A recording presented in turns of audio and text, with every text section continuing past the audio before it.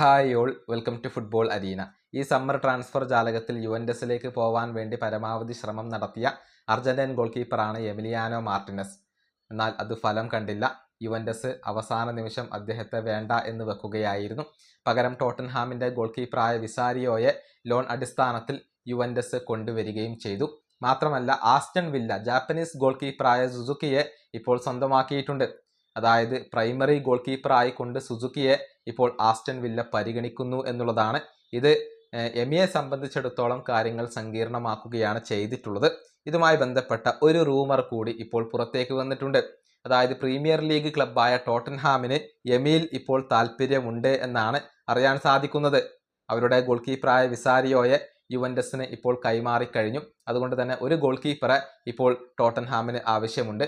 33-കാരനായ എമിക്ക് വേണ്ടി ടോട്ടൻഹാം ശ്രമിക്കുന്നു എന്ന ഒരു റൂമറാണ് ഇപ്പോൾ പുറത്തേക്ക് വന്നിട്ടുള്ളത്.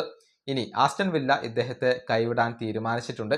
കാരണം സുസുക്കിയെ അവർ കൊണ്ടുവന്നു. അതുകൊണ്ട് തന്നെ എമിയെ ഇപ്പോൾ കൈവിടാൻ അവർ ഒരുക്കമാണ്. പക്ഷേ യുവൻറ്റസിനോട് 12 മില്യൺ പൗണ്ട് ആയിരുന്നു വില്ല ആവശ്യപ്പെട്ടിരുന്നത്. അതുകൊണ്ടാണ് യുവൻറ്റസ് താരത്തെ വേണ്ട എന്ന് വെച്ചത്.